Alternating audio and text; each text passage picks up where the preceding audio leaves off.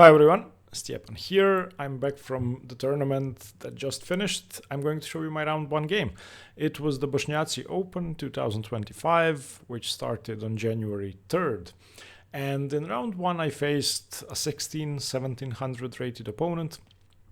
And I had the black pieces. Obviously for the first round of an open tournament, you can sort of guess which rating range you could be playing, but it's impossible to guess the exact player. So my opponent played pawn to e4 and I played c6 because I didn't want to risk much in the first round. I understand the Caro-Kann, and if you mess up the first round, you're going to have a bad tournament, so you should stick to what you know best. d4, d5, my opponent played the classical with knight c3, and I mean, most people know bishop f5 or knight d7 or knight f6, but not many people know the Gurgenidze system. Now, if you don't know the Gurgenidze, I played it once before in a tournament game, and I drew a FIDE master in a position in which I was significantly better. So I decided to play it again. And there are two ways to play the Gurgenidze for white. One way is the critical way. You play e5, and after bishop g7, you continue with f4. You claim space. Now, personally, I find these positions very comfortable for black, but they are advantageous for white according to the engine. You need to know how to play it with both sides if you're going to do this as white. The non-critical way to play is knight f3. And black simply continues developing. Now, the idea behind not taking this pawn on e4, but instead developing the bishop, is to put pressure on d4. And if white isn't careful, then we will play bishop g4 and then take the pawn, because I'm threatening, if I had a bishop on g4, I'd take on e4 and take on d4. So the most common move for white in this position is h3.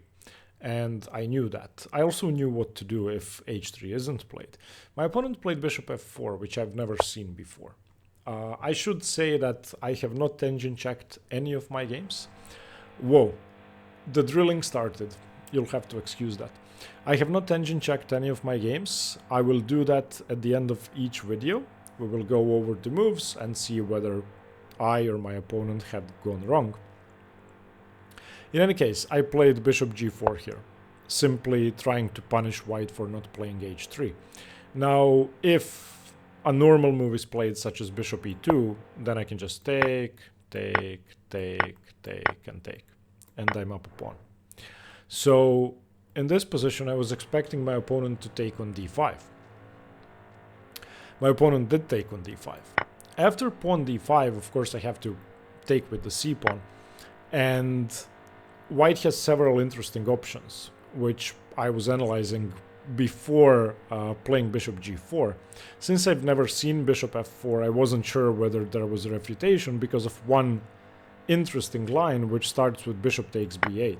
And you're planning to misplace my king or misplace my bishop. So after rook takes, bishop b5 check, and I would have played king f8. I've decided to go king f8 before going for the line with bishop g4. Sorry, not the line with bishop g4, but c takes d. And after king f8, I just have the bishop pair and a very, very comfortable position. I believe black should be better here. That being said, I also have the option to go bishop d7, which seems safer, but I would have played king to f8. Another interesting option is knight b5, where I have two options. I was planning to play king f8. Simply because knight c7 isn't possible. You can take the rook, but you lose a bunch of pieces for the rook. I also could play knight a6, which seems kind of passive, because knight a6, bishop d3, and why is my knight on a6? If I go king f8, knight c7 is a game-losing blunder, because I go e5, and now if you take with the bishop, I can exchange and take the knight. If you don't take with the bishop, for example, if you take the rook, then I take the bishop first and your knight is trapped. So I wonder what my opponent would have played on knight b5, king f8, because if you don't go knight c7, why is the knight on b5, unless you're going to go c4, challenge the center, and then knight back to c3. So that's another interesting option. And the immediate bishop b5 seems to be development with tempo, but it really isn't, because I can go knight c6 and you never have knight e5. In any case, my opponent went bishop e2. which is the most passive option. I went knight c6 and now knight e5, offering a bunch of trades. And as you know, in the Caro-Kann, this is usually the bad bishop. The bishop I would like to keep is the one on g7. I want pressure on d4. In the Gurgenidze system, one downside for white is that since black hasn't taken on e4 and you haven't recaptured knight e4, you don't have the option to go c3. Therefore, the d pawn is usually weak. So I gladly took. And now if white develops the queen, I win a pawn, because I take knight d4, and queen b5 is covered by the knight. So white has to take with the knight. And this is good and bad at the same time. It frees up the c pawn, but it misplaces the knight. And as we're going to see, the knight really doesn't belong on g3, because black has h5, h4. And I've had a lesson on this, and many lessons on this with my students, where their opponents would have knights on b3, g3, b6, g6, and they wouldn't even consider moves like h5. Please do. If your opponent has a knight here, your first candidate move should be to push the pawn and chase the knight away. Maybe it doesn't work, maybe you shouldn't play it, but you should consider it. In any case, I went knight f6. And my opponent took on c6, which is strategically incredibly suspicious. And here is why. Now I'm playing for e5. And I don't have to worry about an isolated d-pawn. And as you may notice, it's very easy to play for e5 because my bishop is on g7. My queen is going to be on b6. These are both weaknesses. I have e5, I also have c5. And what happened next, in combination with this capture, is a complete disaster for white. White played knight g3, which is a seemingly natural move, but once again, when there's a knight on g3, you chase it away. Now, white has two options, either prevent h4 or not prevent h4. If I had white here, I'd just retreat the knight or castle. Playing h4 is, I'm not going to say the losing move, although it could be, but after h4, I can now go queen b6. It's an attack on the b pawn. It's going to be a double attack on the d pawn when I play knight g4, which is a newly created square for my knight when white played h4. And the next move white played is definitely the losing move. Now, I don't think there's anything white could have done to survive this game after b3. It would have been much better to give up a pawn and castle, or even go queen d2, or whatever, just not b3, because once e5 happens, and you can see all this pressure, not only are all the pawns hanging, but the rook is attacked. But after b3, yeah, I really don't know what to say about this. Black to play and win, basically. This isn't really a puzzle position, but it's almost a puzzle position. You go knight g4 and then you go e5. And here's the thing. The f2 pawn is hanging. I would have taken with the knight if the d pawn disappears because I win a clean rook. I could also take with the queen if it's checkmate. If it's not, then I probably take with the knight. After e5, if you take with the bishop, I take back and then take on f2 with the queen or with the knight. If you play d5, I take here. If you don't do anything, then I win a pawn. So I don't know what white should play here. I don't think there is a move that prevents e5.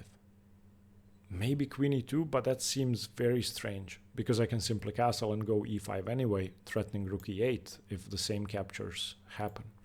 White played knight e2, but it really doesn't help e5. And my opponent played bishop e3. If you play, let's say, bishop g5, which seems sensible, I just take the pawn and I'm threatening to go d3, winning the knight or the exchange, and winning on f2.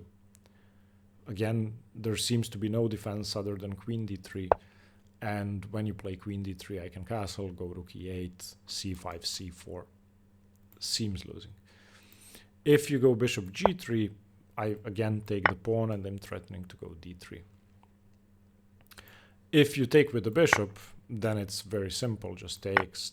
And now it's not mate because the knight is on e2, so knight takes f2, just picking up a full rook has to be good enough. And on d5, just knight f2 once again, winning a rook. My opponent played bishop e3, and that defends the pawn. It doesn't threaten d5 because if I castled here, although I had my longest think of the game here, whether I should take or not, I castled. But if de, then I play knight e3, and I think the position is resignable. Instead of castling, I have considered taking, and going bishop h6, but I couldn't make it work.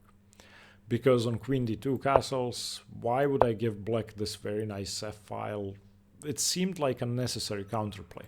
Instead, I decided to castle and go rook e8 and just create another threat down the e-file.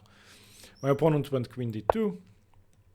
I went rook f8, and now the knight is hanging at the end of the line, and you have to be extremely careful.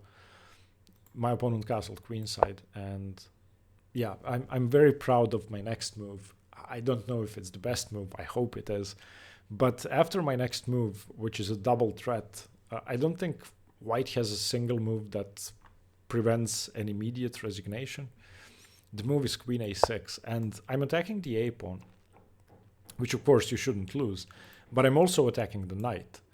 Because I'm attacking the knight, the bishop is pinned. So I'm threatening to take after I've played c5, winning the knight. So the threat here is c5, basically winning a piece, because you've no way to save the bishop and the knight. So yeah, how do you save your b pawn? If you go king b1, I go c5. So my opponent went knight c3, saving the knight, but this doesn't help. I played c5 and my opponent resigned. It seems like I'm hanging pawns all over the place, but nothing can be taken. If knight takes d5, then ed4, and this is... I don't even know what to say. Should I go rook e2? Should I go queen a2? I would have taken on a2. And now I'm threatening d3 and almost mate. But it's a complete disaster. At least I can go a5, a4. On c5, if let's say takes dc5, then d4, and I pick up a pawn. On knight a4, this doesn't help either. I just go ed4, and once the bishop moves away, I go rook e2. And on d5, I once again pick up one of the pieces. So it's move 18, and it's very early in the first round. We've been playing for perhaps an hour, and my opponent resigned. It's always great to start a tournament with a quick win, because then you get to relax before a double round day. In Croatia, most tournaments have a double round on day 2 of the tournament, so having a short game is nice. I'm going to show you my round 2 game tomorrow. Thank you for watching. Oh, sorry, we have to turn on the engine. What am I doing? Okay, excuse me. Okay, now let's see the game. I'm going to get to the first position I don't know, which is the position after bishop f4. Okay, I played bishop g4. The engine plays d4. Why? d4, knight e4, knight f6. Okay, that sort of transposes to the main lines, because in the main line with h3 instead of bishop f4, it's takes, takes, knight f6, takes, and e takes. Yeah, so this would have gone into the main lines. If you want to study this, look at Wei Yi's game with black. Wei Yi is the strongest player who regularly plays the Gurgenidze. But I'm sure bishop g4 cannot be bad. Okay, now let's check takes, takes, and knight b5. Should I go king f8 or knight a6? Yes, king f8. Okay, and the rest I don't think we have to check. Bishop e2, knight c6 has to be good. Knight e5, whoa. Bishop e2 has to be good. Knight e2 has to be good. Knight takes e5. I didn't even consider this. I never would have thought of knight e5. I played knight f6. I'm guessing that's not bad. Yeah, it's the same. Knight c6, bad for white, as I'd suspected.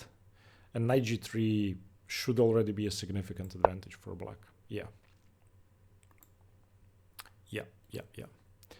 h5 isn't the best move. It's queen b6, but h5 is out there. It's the same evaluation. h5. Okay. h3. Interesting. What's the point of h3? I don't like h3. I don't understand what it does.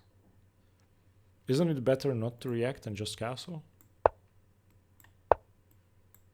I mean, I'd prefer this position as white instead of the one with the pawn on h3. Okay, my opponent played h4. Okay, queen b6 best move, nice. And b3, I'm sure is the losing move. Okay, the engine already gives -1 to black, but okay, rook b1. Oof, okay, only 1.3? That's surprising. Now let's see, knight g4 must be correct. I'm attacking the d-pawn with tempo and threatening e5. c3, I didn't even consider c3. Wait, on c3? Yeah, I can just play e5 anyway because f2 is still hanging. But I must admit I haven't considered c3. Okay, my opponent played knight e2. Okay, e5 makes sense. Bishop g3 is best. Ugh. Okay, the engine takes. I castled. Which is fine. Minus 0.2 difference. It's fine. Queen d2 best move. Knight e3 once again best move. But I played rook f8, which is almost the same. Castles queenside. Queen a6. Yes. I'm so happy when I find good moves. I don't think queen a6 is hard to find for someone my level, but I'm still proud of the move. And on knight c3, c5 must be the winning move. Yeah. Okay, this is too easy. Okay, and my opponent resigned. I think I played... Okay, I shouldn't have gone bishop g4, and I should have taken the bishop on e3. Other than that, it's an almost perfect game. Okay, thank you for watching. Game 2 is going to be way more exciting, I promise you. You have to see that game. Thank you for watching. See you tomorrow for Game 2. Stay tuned for more chess. Bye-bye.